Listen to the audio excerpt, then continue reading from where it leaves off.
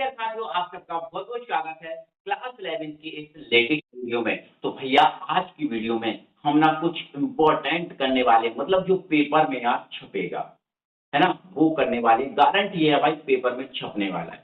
तो भैया आज हम 2 चीज़ें करने वाले हैं। पहला हम करने वाले हैं प्लांक का क्वांटम सिद्धांत और दूसरा भैया हम करने वाले हैं डी ब्रॉगली समीकरण। पहला हम करने वाले हैं क्या भैया, प्लांक का क्वांटम सिद्धांत और दूसरा हम क्या करने वाले हैं भैया, डी ब्रॉगली समीकरण। डी ब्रॉगली समीकरण दोनों के दोनों मोस्ट आईएमपी पेपर में छपेंगे, है ना? तो भैया प्लांक क्वांटम सिद्धांत करना है या डी ब्रॉगली समीकरण समझना है तो उससे पहले थोड़ा सा हमें तरंग के बारे में समझना पड़ेगा। तो भैया मैंने आपके सामने ये तरंग बना के रखी है, तरंग जिसको हम वेग बोलते हैं। क्या बोलते हैं भैया, वेग या तरंग मैंने आपके सामने बना के रखी है। अब यहाँ थोड़ा सा ध्यान से समझो, ये क्या दिख रही है, तरंग। देखो तरंग ना कुछ ऐसे गति करती है, तरंग ना कुछ ऐसे गति करती है। ये जो आपको दिख रही है ना, ये क्या है, तरंग है। क्या है भैया, तरंग। अब देखो तरंग में यहाँ 0 लिखा है या पाई लिखा है। पाई का मतलब भैया 180 होता है। पाई का मतलब क्या होता है, 180। और देखो 0 से जब तरंग पाई तक जाएगी तो ये आधा चक्कर होगा तरंग का। कितना चक्कर होगा, आधा। और फिर आधा चक्कर ये हो जाएगा। तो कोई भी जो तरंग चलती है ना, तो पहले ऊपर जाएगी फिर नीचे जाएगी, ऊपर जाएगी नीचे, ऊपर नीचे। तो मतलब ये तो तरंग है भैया 360 में एक चक्कर पूरा करती है। देखो पाई मतलब 180 और 2 पाई मतलब कितना, 360, है ना? 180 में 2 का गुणा करेंगे 360। मतलब ये तरंग जो है ना, ये यहाँ से पूरी हो गई। फिर यहाँ से दूसरी तरंग चालू हो गई, यहाँ पूरी हो गई। मतलब ये तरंग के कितने चक्कर बनाए हमने, 2 चक्कर बनाए, ठीक है ना? तो किसी भी तरंग का एक चक्कर 360 में पूरा होता है। ये बात ठीक रही, ये बात दिमाग में जम गई, ठीक है सर, ये जम गई। आगे बढ़ो भैया, आगे सुनो भैया। आप देखो ये तरंग है, तरंग का ये ऊपर उठा भाग है और ये नीचे गिरा भाग है। ये ऊपर उठा भाग और ये नीचे गिरा भाग। तो ध्यान से सुनो भाई, जो तरंग का जो ऊपर उठा भाग होता है, जो उठा हुआ भाग होता है तरंग का, वो भैया तरंग का कहलाता है तरंग। क्या कहलाता है भैया, तरंग कहलाता है। तो ध्यान रखना, तरंग का उठा हुआ भाग तरंग, ठीक है, उठा हुआ भाग तरंग। तो ये भी तरंग है और ये भी क्या है, तरंग है। ये भी क्या है, तरंग। और तरंग का जो गिरा हुआ भाग होता है ये गर्त होता है भैया। क्या होता है, गर्त। तो ये भी गर्त है और ये भी क्या है, गर्त। तो उठा हुआ भाग तरंग और गिरा हुआ भाग क्या, गर्त। ध्यान रखना इस बात, आप कॉपी में लिख सकते हो। किसी तरंग का उठा हुआ भाग तरंग और गिरा हुआ भाग गर्त। ये बात आपको समझ में आ गई, ठीक है, आगे बढ़ो। अब ये तरंग है और ये क्या है, तरंग। तो कोई भी दो तरंग जो दिख रहा है ना, और ये आपको क्या दिख रहा है, तो किन्हीं भी दो तरंगों के बीच की दूरी, किन्हीं भी दो तरंगों के जो बीच की दूरी है, वो आपकी बेटा कहलाती है तरंग दैर्घ्य। क्या कहलाती है, तरंग दैर्घ्य। और जो तरंग दैर्घ्य है इसको हम लैम्डा से व्यक्त करते हैं। ये लैम्डा क्या बना हुआ भैया, ये लैम्डा बना हुआ है ना। तो तरंग दैर्घ्य को बेटा हम किससे व्यक्त करते हैं, लैम्डा से। तो ये क्या बना हुआ है, लैम्डा, ठीक है। तो दो तरंगों के बीच की दूरी क्या कहलाती है, तरंग दैर्घ्य। ध्यान रखना, दो तरंगों के बीच की दूरी क्या कहलाती है, तरंग दैर्घ्य। ध्यान रखना, है ना। और तरंग दैर्घ्य को हम किससे व्यक्त करते हैं, लैम्डा से। या ऐसा ना बोलो तो दो गर्तों की जो बीच की दूरी है वो भी आपकी तरंग दैर्घ्य कहलाती है, ठीक है। तो ध्यान रखना, दो तरंगों या दो गर्तों के बीच की दूरी को तरंग दैर्घ्य कहते हैं। क्या बोला मैंने, दो तरंगों या दो गर्तों के बीच की दूरी को तरंग दैर्घ्य कहते हैं। इसे लैम्डा से व्यक्त करते हैं। ये आप अपनी कॉपी में लिख सकते हो, ठीक है। तो तरंग दैर्घ्य को हम किससे व्यक्त करते हैं, लैम्डा से। लेकिन अगर हम इसके मात्रक की बात करें तो भैया इसका मात्रक होता है क्या, इसका मात्रक होता है एंगस्ट्रॉम। क्या होता है भैया, एंगस्ट्रॉम। और एंगस्ट्रॉम को हम कैसे व्यक्त करते हैं, तो इधर सुनो, एंगस्ट्रॉम को भैया हम व्यक्त करते हैं ए के ऊपर छोटा सा जीरो लगा के। तो ए एंगस्ट्रॉम है। और ध्यान रखना भैया, है ना, ये एंगस्ट्रॉम को हम किससे व्यक्त करते हैं, ए के ऊपर छोटा सा जीरो लगाकर। और ध्यान रखना मेरे डियर साथियों, एक एंगस्ट्रॉम में कितना होता है, 10 की घात माइनस 10 मीटर। ये बातें भी आपको ध्यान रखना। तो तरंग दैर्घ्य का मात्रक क्या है, एंगस्ट्रॉम। तरंग दैर्घ्य को व्यक्त करते हैं लैम्डा से। क्या है तरंग दैर्घ्य, दो तरंगों के बीच की दूरी या दो गर्तों के बीच की, ठीक है। आ जाओ आयाम पे। आयाम, तरंग जो दिख रहा है ना, ये तरंग, तरंग की अधिकतम ऊंचाई है। तो तरंग की अधिकतम ऊंचाई या गर्त की जो अधिकतम गहराई है, इसको हम क्या बोलते हैं, आयाम। तो क्या है भैया, सुरंग की अधिकतम ऊंचाई या गढ़ की अधिकतम गहराई को हम क्या बोलते हैं? आयाम। सुरंग की अधिकतम ऊंचाई या गढ़ की अधिकतम गहराई को हम क्या बोलेंगे? आयाम बोलेंगे। क्या बोलेंगे? आयाम। तो ध्यान रखना आयाम क्या है? सुरंग की अधिकतम ऊंचाई या गढ़ की अधिकतम गहराई। अब देखो ये ऊंचाई है तो इसको मात्रक में अपन मीटर या फिर अपन सेंटीमीटर बोल सकते हैं। इसका मात्रक मीटर या सेंटीमीटर हो सकता है। ठीक है, चलो ओके। अब आयाम तो ये क्या है? तरंग। क्या है ये? तरंग। तो किसी तरंग द्वारा, ध्यान रखना, किसी, ऐसा बोल सकते हैं, किसी बिंदु से 1 सेकंड में गुजरने वाली तरंगों की संख्या। क्या बोला मैंने? किसी भी बिंदु से 1 सेकंड में गुजरने वाली तरंगों की संख्या क्या कहलाती है? आवृत्ति। जैसे मान के चलो ये बिंदु, इस बिंदु से 1 सेकंड में कितनी तरंगें गुजर रही है उसकी संख्या तरंग आवृत्ति होगी। ये बिंदु है, इस बिंदु से 1 सेकंड में कितनी तरंगें गुजर रही है उसकी संख्या आप क्या बोलेंगे? आवृत्ति। तो किसी बिंदु से 1 सेकंड में गुजरने वाली तरंगों की संख्या को आवृत्ति कहते हैं। क्या बोलते हैं? आवृत्ति। और आवृत्ति को व्यक्त कैसे करते हैं? देखो, तो देखो मैंने ये क्या बना दिया? भी। और भी में देखो ऊपर एक पूंछ लगा दी, तो इसको भैया हम न्यू से व्यक्त करते हैं। किससे? न्यू से। और सर इसका मात्रा क्या है? तो देखो भाई इसका मात्रा क्या है? तो न्यू जो आवृत्ति है इसका मात्रक होता है भैया हाइट। क्या होता है? हाइट। हाइट को हम एस जेड भी लिखते हैं। क्या लिखते हैं? S Z. ओके। अब आया तरंग वेग। तो तरंग वेग क्या होता है भैया? सी होता है। तरंग वेग क्या होता है? सी होता है। तरंग वेग क्या है? सी। आगे सुनो, ध्यान से सुनना, अच्छे समझ। तरंग वेग हम किससे व्यक्त करते हैं? सी। ध्यान सुनो। तो तरंग वेग क्या है? तो 1 सेकंड में तरंग द्वारा तय की गई दूरी। 1 सेकंड में तरंग द्वारा तय की गई दूरी। 1 सेकंड में तरंग द्वारा तय की गई दूरी क्या कहलाती है? तरंग वेग। तो 1 सेकंड में तरंग द्वारा तय की गई दूरी क्या कहलाती है? तरंग वेग। और तरंग वेग को हम किससे व्यक्त करते हैं? सी से। और तरंग वेग का मात्रक होता है भैया मीटर पर सेकंड या फिर सेंटीमीटर पर सेकंड। सेंटीमीटर पर सेकंड। और ध्यान रखना जो तरंग वेग है वो तरंग है और आवृत्ति का गुणनफल होता है। तरंग वेग है वो तरंग है और आवृत्ति का क्या होता है? गुणनफल। तो यहाँ से मैं लैम्डा का मान निकालूं तो न्यू बटे में जाएगा। तो लैम्डा बराबर क्या हो जाएगा? सी अपॉन न्यू। होगा कि नहीं होगा? या फिर अगर मैं न्यू का मान निकालूं, किसका मान निकालूं भैया? न्यू का मान निकालूं, तो न्यू का मान क्या हो जाएगा? लैम्डा बटे में चला जाएगा। तो सी अपॉन लैम्डा। ये दो फॉर्मूले यहाँ पे आपको याद रखना है। तो ये तरंग के बारे में मैंने नॉलेज दिया आपको। अब तरंग के बारे में नॉलेज आ गया है तो अब हम प्लांक का क्वांटम सिद्धांत बहुत अच्छे से ध्यान से समझ के पढ़ सकते हैं। ठीक है, तो हेडिंग क्या डाली भैया? प्लांक का क्वांटम सिद्धांत। ध्यान से अच्छे समझना। तो ये जो प्लांक साहब है, इन प्लांक साहब का पहले तो सुन लो फुल नाम क्या है? Max Planck. क्या है भैया? मैक्स। अब इन्होंने जो अपना सिद्धांत है वो सन 1900 में दिया था।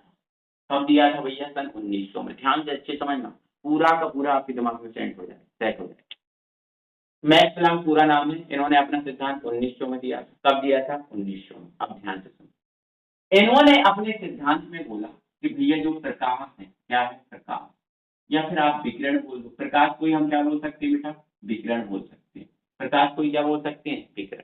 तो इन्होंने बोला कि जो प्रकाश या विकिरण है वो लगातार तरंगों के रूप में नहीं चलता। देखो हमें पता है प्रकाश तरंगों के रूप में चलता है। हमें पता है प्रकाश काय के रूप में चलता है? तरंगों के रूप में चलता है ना? हमें पता है। हमें ये पता है कि प्रकाश तरंगों के रूप में एक स्थान से दूसरे स्थान पर जाता है। लेकिन इनने बोला कि भैया जो प्रकाश या विकिरण है वो लगातार तरंगों के रूप में नहीं चलता। तो कैसे चलता है? तो इनने बोला कि बल्कि ऊर्जा के छोटे पैकेट छोटे छोटे पैकेट या बंडल। छोटे छोटे पैकेट या बंडल का मतलब आप बिड़ी का बंडल ना समझ लियो। बिड़ी का बंडल ना समझ लेना, क्योंकि जैसे ही मैंने बंडल लिखा आपके दिमाग में तुरंत आया बिड़ी का बंडल। नहीं, बंडल का मतलब छोटा छोटा, मतलब छोटे छोटे अगर कण आपस में मिल जाते हैं तो एक वो बंडल का निर्माण कर लेते हैं। तो छोटे छोटे कण है ना, ऊर्जा के छोटे छोटे पैकेट या किसके रूप में चलते हैं? बंडल में। तो भैया जो छोटे छोटे पैकेट या जो छोटे छोटे बंडल हैं इनको ही हम क्या बोलते हैं? क्वांटा। क्या बोलते हैं? क्वांटा या क्वांटम। क्वांटा या फिर क्या बोलते हैं भैया? इनको क्वांटम बोलते हैं। क्वांटा या क्या बोल देते हैं? क्वांटम। इसीलिए इसका नाम क्या पड़ा? भैया प्लांक का क्वांटम सिद्धांत पढ़ा ना, क्वांटम सिद्धांत। तो क्वांटम कहाँ से है? जो ऊर्जा के छोटे छोटे पैकेट या बंडल है उनको हम क्या बोल रहे हैं? क्वांटा या क्वांटम, क्वांटा या क्वांटम, इसी आधार पर इसको बोला गया प्लांक का क्वांटम सिद्धांत। ठीक है, अब आगे सुनो भैया, जो क्वांटा या क्वांटम है इनकी ऊर्जा जो है, इनकी जो ऊर्जा है, इनकी जो क्या है ऊर्जा, वो निश्चित होती है। इनकी ऊर्जा कैसी होती है? निश्चित होती है। इसीलिए हम जो क्वांटा है इसको हम फोटोन भी बोलते हैं। क्या बोलते हैं भैया? फोटोन भी बोलते हैं। तो ध्यान रखना, क्वांटे को क्या बोला जाता है? फोटोन। छोटे छोटे पैकेट या जो बंडल है इन्हें क्या बोला जाता है? क्वांटा। और क्वांटा की ऊर्जा निश्चित होती है, इसलिए क्या बोलते हैं इन्हें? फोटोन। आगे ध्यान से समझो, इन्होंने अपने सिद्धांत में क्या बोला? तो इन्होंने अपने सिद्धांत में भैया बोला कि जो प्रकाश या विकिरण है, प्रकाश या क्या है? विकिरण, लगातार तरंगों के रूप में ना चलकर ऊर्जा के छोटे छोटे पैकेट या बंडल के, ऊर्जा के छोटे छोटे कणों के रूप में या बंडलों के रूप में छोटे छोटे छोटे छोटे चलती है। इन्हें प्रत्येक जो छोटे छोटे पैकेट या बंडल है हम क्या बोलते हैं? क्वांटा या क्वांटम। और प्रत्येक क्वांटा की ऊर्जा निश्चित होती है, इसलिए इनको हम क्या बोलते हैं? फोटोन। क्या बोलते हैं? फोटोन। तो ये इन्होंने अपना सिद्धांत दिया। तो बात समझ में आई कि मैंने बोला क्या है? मैंने बोला क्या है, ये बात आपको समझ में आई कि नहीं आई? ठीक है ना? तो ध्यान रखना, 1900 में दिया, मैक्स प्लांक ने दिया। ठीक है ना? अब यहाँ ध्यान से समझो, आगे ये बात तो हम समझ गए कि भैया छोटे छोटे पैकेट है जो बंडल है इन्हें हम क्या बोल रहे हैं? क्वांटा बोल रहे हैं। अब आगे समझो, आगे सुनो। तो ये तो पहला पॉइंट हो गया, पहला और दूसरा पॉइंट हो गया। देखो पहला पॉइंट क्या हो गया कि प्रकाश लगातार छोटे छोटे पैकेट या बंडल के रूप में चलती है, इन्हें क्वांटा या क्वांटम कहते हैं।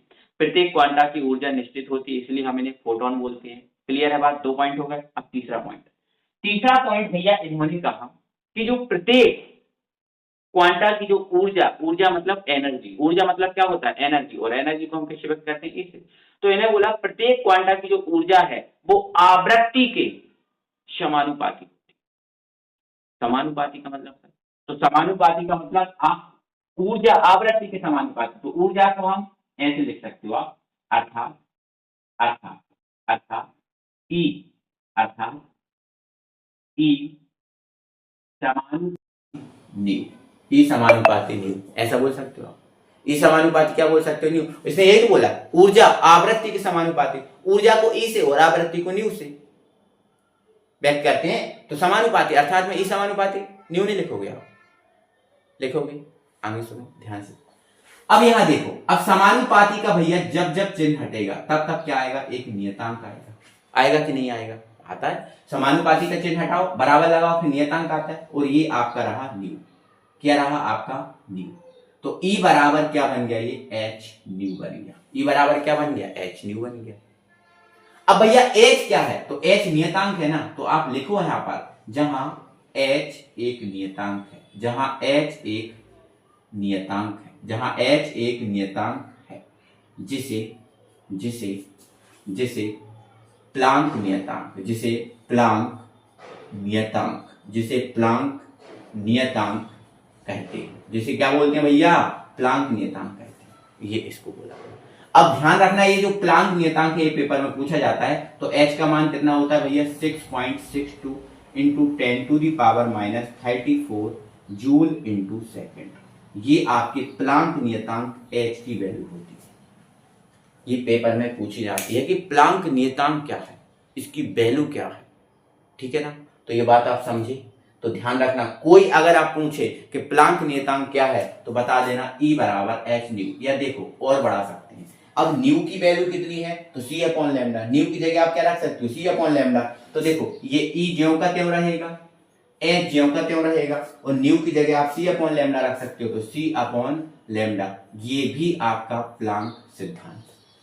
ठीक है ना? तो ध्यान रखना कि ऊर्जा आवृत्ति के समानुपाती, मतलब ऊर्जा बढ़ेगी तो आवृत्ति। समानुपाती का मतलब क्या है? समान अनुपात में बढ़ना या समान अनुपात में घटना। ऊर्जा बढ़ेगी, आवृत्ति बढ़ेगी। ऊर्जा घटेगी, आवृत्ति क्या होगी? घटेगी। तो ये सिद्धांत ये कहते हैं, ऊर्जा लगातार तरंगों में नहीं चलती बल्कि ऊर्जा के छोटे छोटे पैकेट या बंडल के रूप में चलती है। इसे हम क्या बोलते हैं? इसे हम बोलते हैं प्लांक का क्वांटम सिद्धांत। कोई पूछे प्लांक का क्वांटम सिद्धांत क्या है, बता देना ई बराबर एच न्यू, या फिर ये बता देना। और ये एच प्लांक नियतांक की वैल्यू कितनी होती है, ये एक इंपॉर्टेंट है, आपके पेपर में आएगी। तो पेपर में आए आपका प्लांक क्वांटम सिद्धांत, यही 3 पॉइंट को आपको लिखना है, समझाना है। क्लियर है बात? तो ये प्लांक का क्वांटम सिद्धांत होता है भैया कंप्लीट। ठीक है, प्लैंक का क्वांटम सिद्धांत होता है कंप्लीट। अब हम आगे बढ़े, बोलो आगे बढ़े। अब ये बातें इसको हटा दे रहे हैं, ठीक है ना। प्लैंक का क्वांटम सिद्धांत हो जाता है भैया हमारा कंप्लीट। और अब आगे बढ़ते हैं, और आगे आप अपनी कॉपी में हेडिंग डालो भैया क्या, डी ब्रोगली समीकरण। क्या भैया, डी ब्रोगली समीकरण डालिए। तो हेडिंग क्या डालना, हेडिंग डी ब्रोगली समीकरण। तो भैया अच्छा ध्यान से समझना, अच्छे से समझना। तो भैया डी ब्रोगली समीकरण किसी गतिमान कण के लिए दिया गया, किसी गतिमान मतलब ऐसे कण के लिए दिया गया जो गति अवस्था में है, गति कर रहा है, ऐसे कण के लिए दिया गया। तो इन्होंने अपने सिद्धांत में बोला जो किसी भी गतिमान कण का जो तरंगदैर्घ्य है, किसी भी जो गतिमान कण है, गति कर रहा है जो कण, जैसे मान के चलो ये कण है, ये कण क्या कर रहा है, गति कर रहा है। तो इनने बोला कि किसी भी गतिमान कण का जो तरंगदैर्घ्य है मतलब लैम्डा, वो इसके तरंगदैर्घ्य वो इसके संवेग के व्युत्क्रमानुपाती होता है।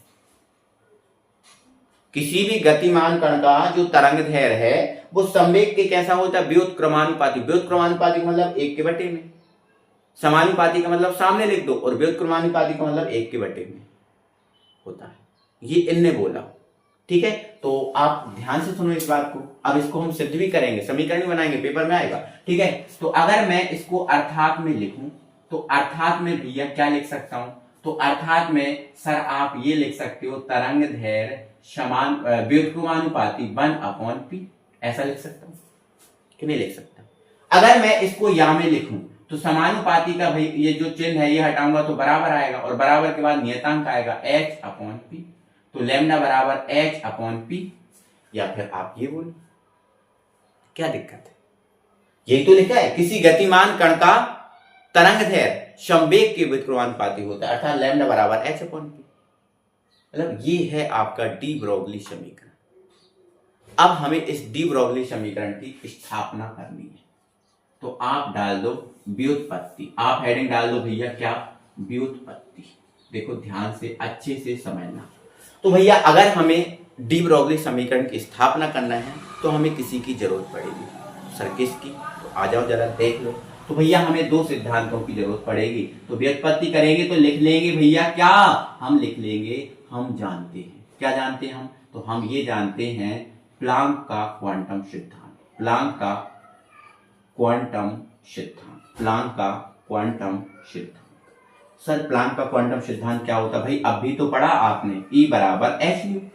ये नहीं पढ़ा आपने, पढ़ा है, तो E बराबर क्या हो गया, एच न्यू। इसको दे देना समीकरण नंबर 1। कोई दिक्कत, कोई दिक्कत नहीं। अब बेटा एक सिद्धांत की और जरूरत पड़ेगी जो आपने अभी नहीं पढ़ा, लेकिन आप पढ़ लोगे, अभी याद रखना। तो वो है भैया आइंस्टीन सिद्धांत। आइंस्टीन सिद्धांत, आइंस्टीन सिद्धांत। तो भैया आइंस्टीन सिद्धांत क्या होता है, तो आइंस्टीन सिद्धांत होता है सर E बराबर mc²। इसको दे देना समीकरण नंबर 2। आइंस्टीन सिद्धांत के अनुसार जो ऊर्जा होती है वो m × c के बराबर होती है। अब यहां ध्यान से सुनना मेरी बात। यहां तो पता है h क्या है, प्लैंक नियतांक, न्यू क्या है, आवृत्ति, t क्या है, ऊर्जा, लेकिन m क्या है, तो भैया m यहाँ द्रव्यमान है। m क्या है भैया, यहाँ द्रव्यमान है। तो c क्या है, तो c सर वेग है। और कौन सा वेग है भैया, तो ये तरंग वेग है। कौन सा वेग है, तरंग वेग है। ये ध्यान रखना इस बात को, ठीक है ना। अब हम इस समीकरण की स्थापना कर रहे हैं, इस चीज को मैं हटा रहा हूं यहां से, इस चीज को मुझे हटाना पड़ेगा क्योंकि मुझे जगह की जरूरत है, ठीक है ना। तो अब यहां देखो प्लैंक क्वांटम सिद्धांत ये होता है, आइंस्टीन समीकरण ये होता है, दोनों लिख लिए हमने। ये वाला अब भी किया, ये थोड़ा याद रखना। अब यहाँ भी ऊर्जा, यहाँ भी ऊर्जा, यहाँ भी E, यहाँ भी E। तो देखो आप LHS बराबर है, तो RHS अपने आप बराबर होंगे कि नहीं होंगे, बोलो होंगे ना। तो देखो आप यहां लिख देना भैया आप समीकरण 1 व 2 से। तो समीकरण 1 व 2 से देखेंगे तो LHS इनके क्या है, बराबर, तो RHS बराबर हो जाएंगे। तो इनको बराबर कर दो, तो h न्यू बराबर क्या हो जाएगा, mc²। कोई दिक्कत नहीं। अब किंतु लगा दो, किंतु में क्या सर, तो किंतु में आपको पता है न्यू बराबर क्या होता है, c/λ। अब भी हाल तो पढ़ा, अभी वैल्यू भी पुट की थी ना। तो न्यू की जगह आप क्या रख दो, c/λ। तो h जो कहते हो, और न्यू की जगह क्या रख दिया भैया हमने, c/λ। और ये क्या है, mc²। तो एक c से एक c काट दो, तो ये h अपॉन क्या बचा, लैम्डा बराबर mc। एम क्या है? तो भैया आपको पता होगा संवेग, संवेग फिजिक्स में पढ़ा होगा, संवेग p बराबर क्या होता है? तो संवेग p बराबर होता है द्रव्यमान इंटू वेग। तो द्रव्यमान इंटू वेग, यहाँ द्रव्यमान क्या है m, और यहाँ वेग क्या है? तो यहाँ नॉर्मल वाला वेग नहीं है, v वाला वेग नहीं है, v गाड़ी को चलाने वाला वेग नहीं है, यहाँ तरंग वेग है, तो तरंग वेग है तो यहाँ c, तो m इंटू सी की जगह हम क्या रख सकते हैं? p। तो ये h अपॉन लैम्डा बराबर क्या हो जाएगा? p। लेकिन हमें भैया ये नहीं चाहिए, हमें ये चाहिए, तो लैम्डा को इधर ले जाओ, p को इधर ले जाओ, तो h अपॉन p बराबर क्या हो जाएगा? लैम्डा। होगा कि नहीं? या फिर लैम्डा बराबर h अपॉन p। लैम्डा बराबर क्या हो गया भैया? h upon p।